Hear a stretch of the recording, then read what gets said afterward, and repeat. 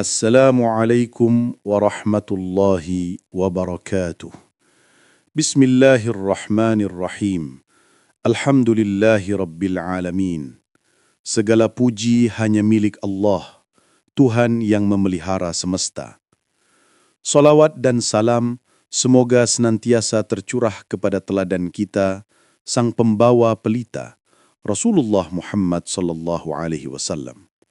Kepada keluarga beliau, para sahabat, dan kita semua yang berupaya meniti jejak sunnahnya hingga akhir zaman. Saudaraku, para pencari ilmu yang dimuliakan Allah. Dalam program Kamar Renungan pada channel YouTube Galih SP Saputra ini, kita akan duduk bersama. Bukan untuk mencari jawaban yang tergesa-gesa, namun untuk bertafakkur, untuk merenung, untuk membedah sebuah konsep dalam syariat kita yang seringkali diselimuti kabut kesalahpahaman. Sebuah konsep yang di telinga manusia modern seringkali terdengar mengganggu, terdengar kaku, bahkan mungkin bagi sebagian telinga terdengar kejam atau barbar. Kita akan berbicara tentang al-qisas. Seringkali pertanyaan itu sampai ke telinga saya mewakili kegelisahan di hati umat. Ustadz, mereka bertanya dengan nada gusar. Kita hidup di abad ke-21. Kita bicara tentang hak asasi manusia, tentang pengampunan, tentang rehabilitasi. Mengapa Islam masih mempertahankan sebuah hukum yang esensinya adalah mata ganti mata? Bukankah itu barbar? Bukankah itu sekadar balas dendam, intiqam yang diberi jubah agama? Ini adalah pertanyaan yang wajar, saudaraku. Wajar jika kita hanya melihat dari permukaan. Wajar jika kita hanya memandangnya dengan kacamata emosi sesaat atau dengan standar kemanusiaan yang terus berubah-ubah. Pertanyaan ini lahir dari benturan antara citra yang kita inginkan, citra agama yang penuh kasih, dengan realitas hukum yang tampak tegas dan keras. Maka, misi kita malam ini adalah mentransformasi cara pandang kita. Beranjak dari sekadar mendengar kisos sebagai pembalasan, menjadi memahami kisos sebagai sesuatu yang sama sekali berbeda. Sesuatu yang Allah sendiri menyebutnya sebagai hayah, kehidupan. Tujuan kita, dengan izin Allah, adalah untuk menggeser pemahaman. Kita akan menggunakan alat bedah kita, bukan pisau bedah seorang dokter, tapi pisau bedah seorang arkeolog bahasa. Kita akan gunakan ilmu lughah, kita akan gunakan an-nahwu was-sarf untuk mengupas lapisan-lapisan makna yang kaya hingga kita menemukan mutiara hikmah yang terpendam di intinya. Kesalahpahaman terbesar, saudaraku, adalah membenturkan dua asma Allah. Seolah-olah Al-Adil yang maha adil sedang berperang dengan Ar-Rahman yang maha pengasih. Seolah-olah qisas itu adalah manifestasi Al-Adil yang kaku dan Al-Afu, memaafkan, adalah manifestasi Ar-Rahman yang lembut. Dan seolah-olah kita harus memilih salah satu. Malam ini, kita akan melihat bahwa dalam syariat Allah, keadilan dan kasih sayang bukanlah dua kutub yang berlawanan. Melainkan keadilan adalah fondasi yang tanpanya kasih sayang tidak dapat berdiri dengan mulia. Mari kita mulai perjalanan kita dengan menghadirkan teksnya. Mari kita dengarkan firman-Nya dengan hati yang jernih. Allah berfirman dalam surat Al-Baqarah ayat 178 dan 179. A'udzu billahi minasy syaithanir rajim. Dengan tartil dan tenang. يا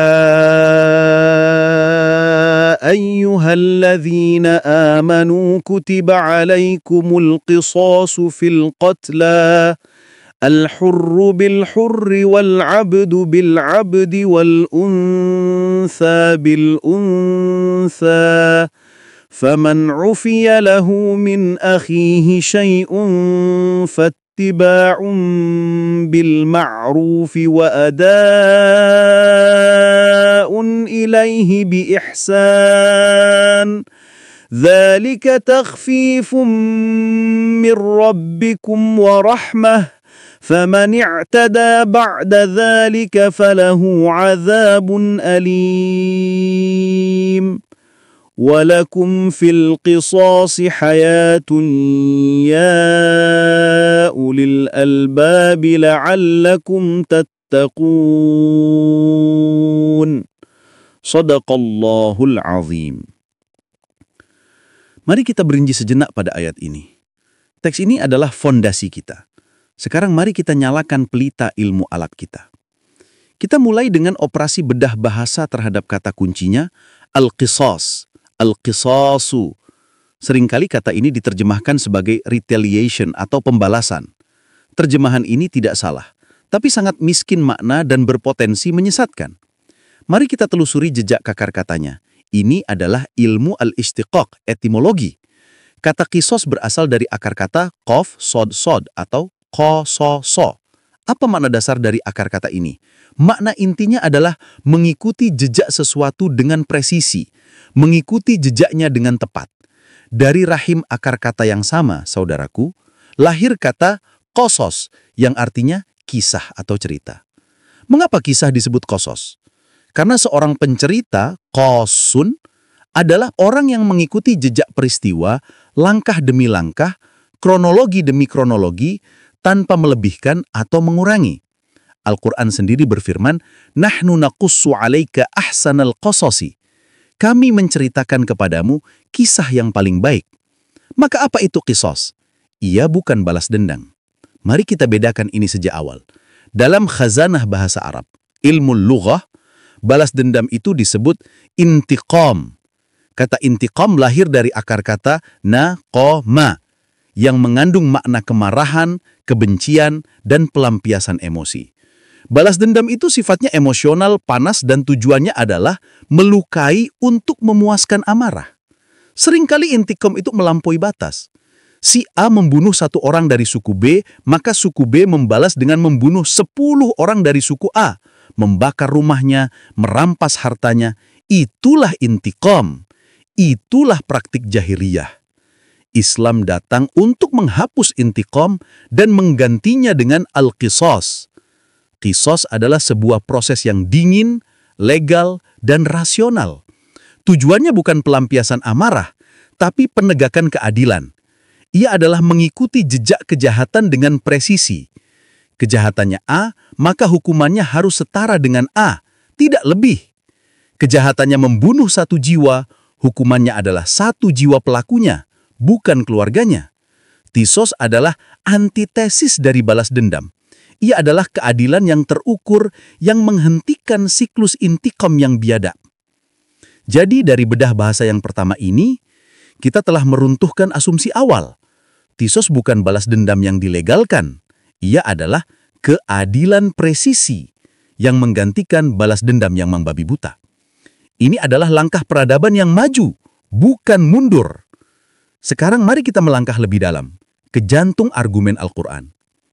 Allah berfirman di ayat 179, "Walakum fil qisasi hayatun." Dan bagi kalian, di dalam qisas itu ada kehidupan. Ini, saudaraku, adalah puncak al-balaghah, retorika. Sebuah paradoks yang mencengangkan.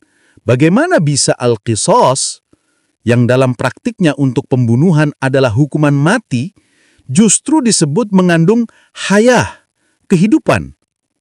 Ini adalah keindahan bahasa Al-Quran. Ia menantang kita untuk berpikir lebih dalam, untuk tidak berhenti pada kulit. Mari kita bedah struktur kalimatnya. Ini adalah ranah an-nahwu, tata bahasa. Kalimatnya berbunyi, "Walakum fil qisasi hayatun." Walakum fil qisasi hayatun.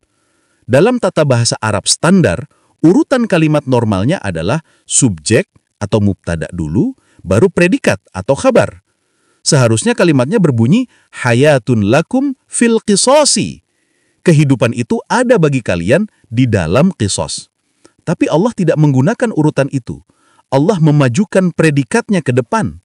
Frasa lakum bagi kalian dan fil qisasi di dalam qisas adalah jar majrur atau frasa preposisi yang berposisi sebagai predikat atau khabar muqaddam.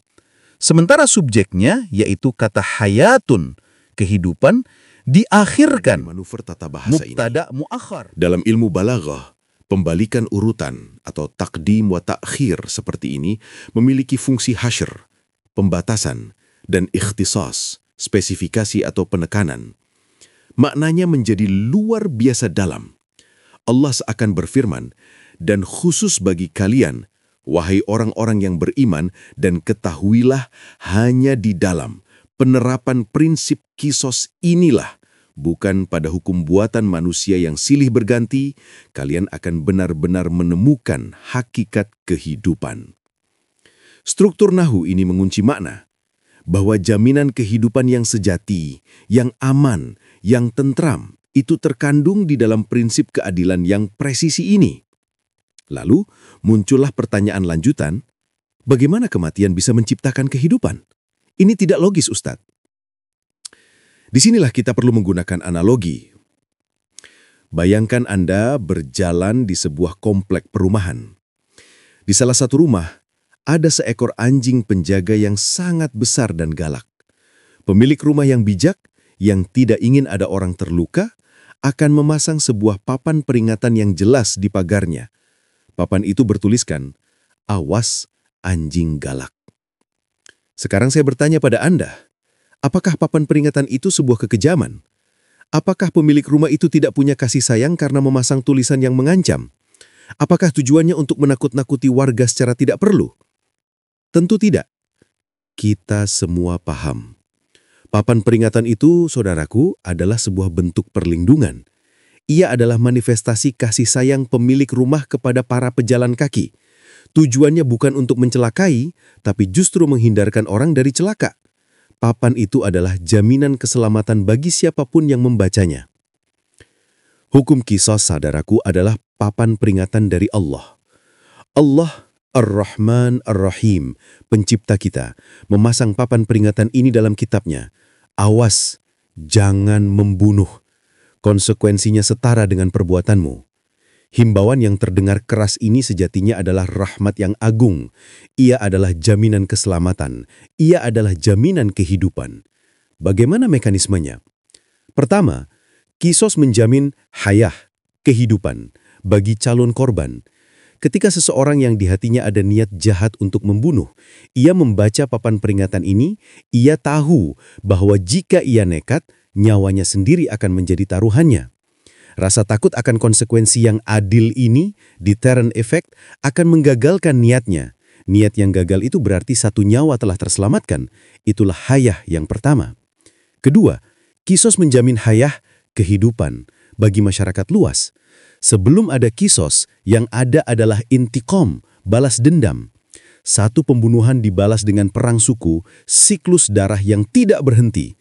Qisas datang dan memutus lantai itu.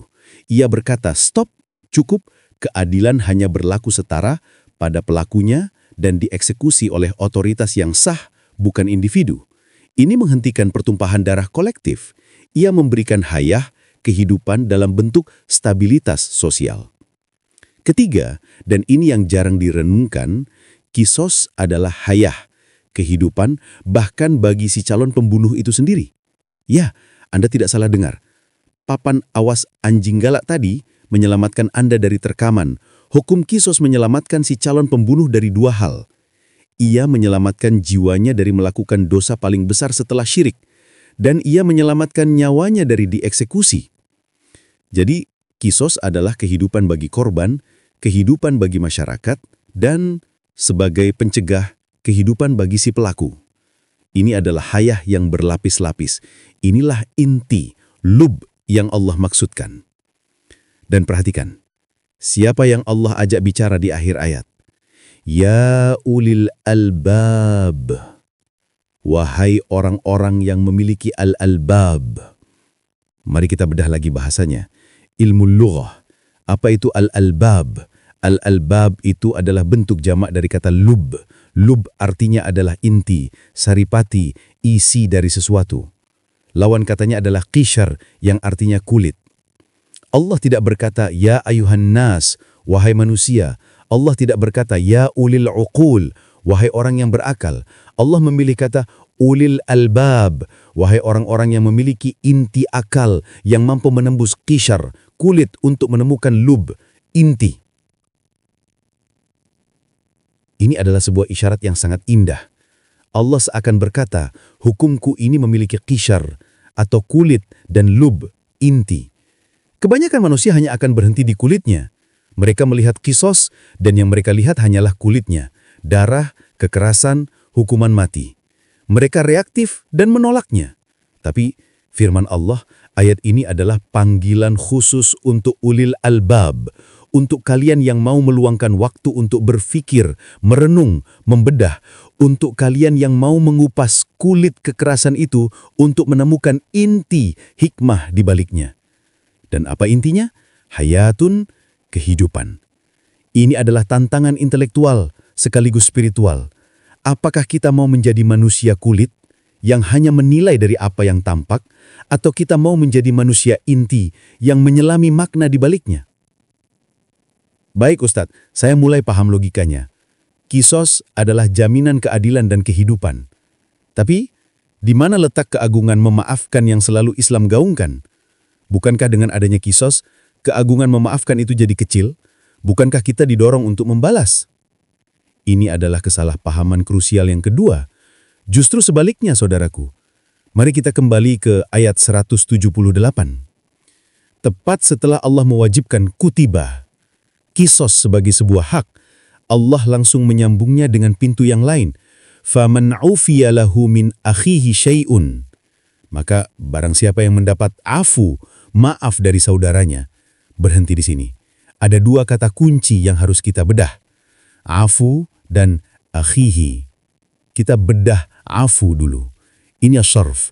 Akar katanya ain fa waw. Dalam leksikon Arab, akar kata ini punya dua makna inti yang tampak berlawanan namun saling melengkapi. Makna pertama adalah menghapus, melenyapkan, seperti angin yang afu jejak kaki di padang pasir. Makna kedua adalah tumbuh subur, bertambah banyak, seperti padang rumput yang afu setelah hujan. Subhanallah. Apa itu afu? Memaafkan. Ia bukan sekedar tidak jadi menghukum. Memaafkan itu adalah proses dua langkah. Satu, menghapus dan melenyapkan luka, dendam, dan hak untuk menuntut. Dua, menumbuhkan sesuatu yang baru, yang lebih subur di atasnya, yaitu hubungan baik, kebaikan, dan pahala. Sekarang kata kunci kedua, min akhihi, dari saudaranya. Ini adalah puncak balaghah. Mari kita lihat an-nahu. Siapa dia? Dia adalah keluarga korban. Siapa yang dimaafkan? Si pembunuh.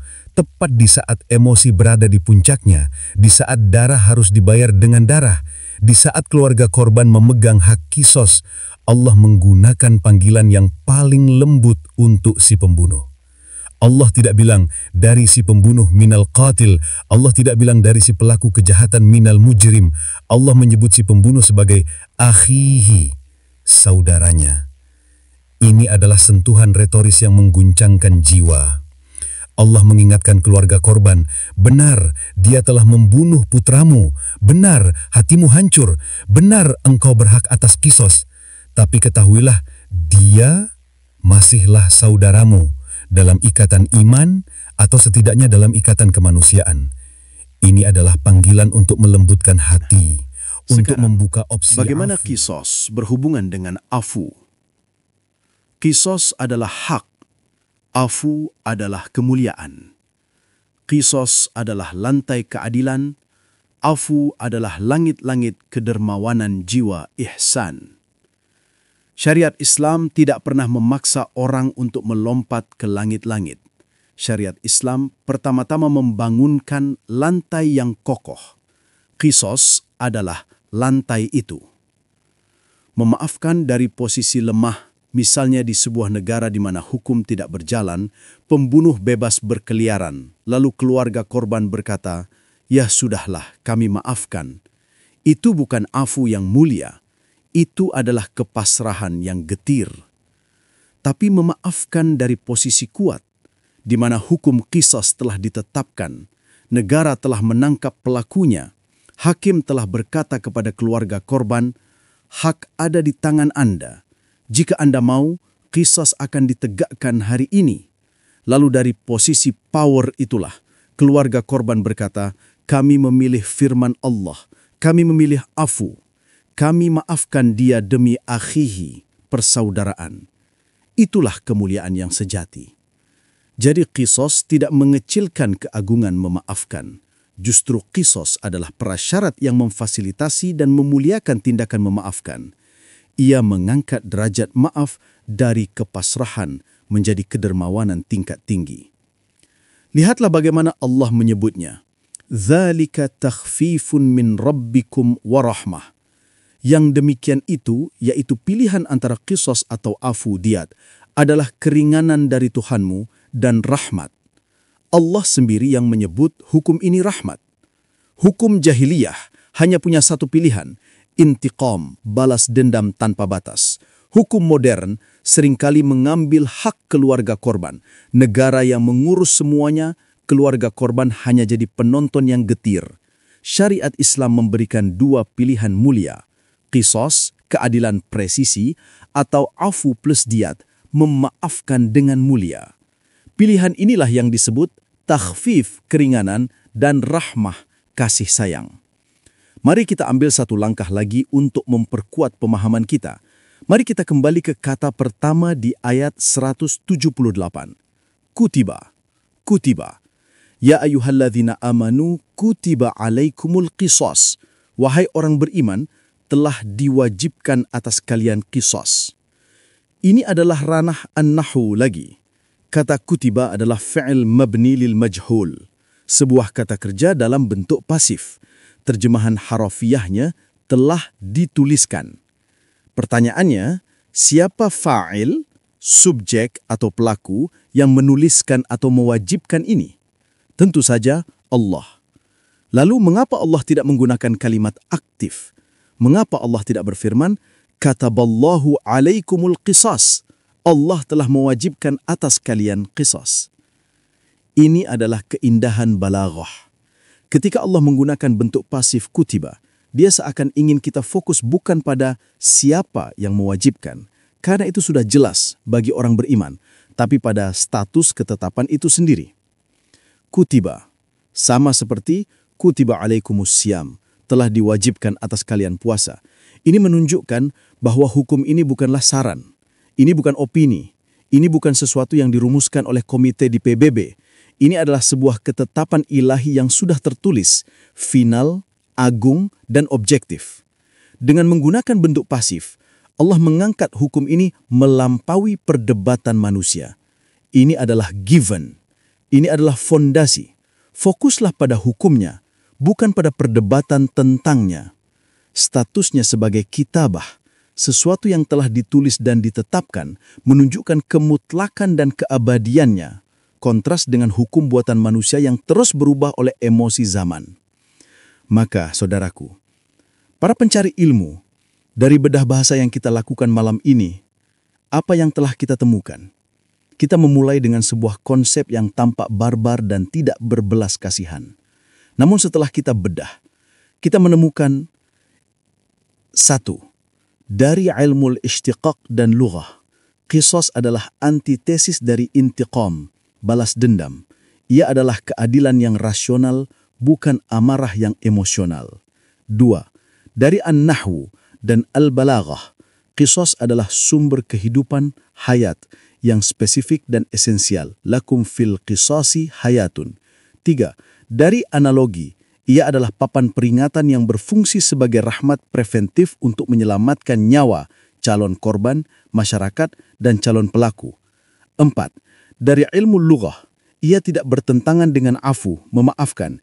Justru qisas memfasilitasi dan memuliakan tindakan memaafkan, mengangkat derajat maaf dari kepasrahan menjadi kedermawanan tingkat tinggi. 5. Dari an-nahwu, ia adalah ketetapan pasif, kutiba, yang menunjukkan finalitas dan objektivitas hukum ilahi. Pelajaran yang dapat kita bawa pulang hari ini, pertama, jangan terburu-buru menghakimi hukum Allah dengan standar akal dan emosi kita yang terbatas. Standar kita berubah setiap dekade. Standar Allah adalah abadi, karena Dia yang menciptakan kita dan Dia paling tahu apa yang kita butuhkan untuk hayah. kehidupan. Kedua, syariat Islam adalah sebuah bangunan yang sempurna. Keadilan, kisos adalah fondasinya. Rahmat, afu adalah puncaknya yang indah. Islam membangun keduanya. Anda tidak bisa memiliki puncak yang mulia tanpa fondasi yang kokoh. Dan pelajaran terakhir tentang hubungan antara ilmu dan ketakwaan. Perhatikan penutup ayat 179. Setelah Allah menjelaskan semua rasionalitas ini, logika kisos adalah hayat yang dia tujukan kepada ulil albab, orang berilmu. Allah menutupnya dengan tujuan akhir, la'allakum tattaqun, agar kalian bertakwa. Ini adalah formula ilahi yang agung. Ilmu, dalam hal ini ilmu lughah untuk membedah wahyu, akal untuk menjadi ulil albab, adalah jembatan emas menuju takwa. Takwa bukanlah kepatuhan buta. Takwa sejati, takwa level ulil albab adalah kepatuhan yang lahir dari pemahaman, understanding, akan hikmah agung di balik setiap perintahnya. Kita tidak bisa bertakwa pada hukum kisos jika hati kita masih menganggapnya barbar.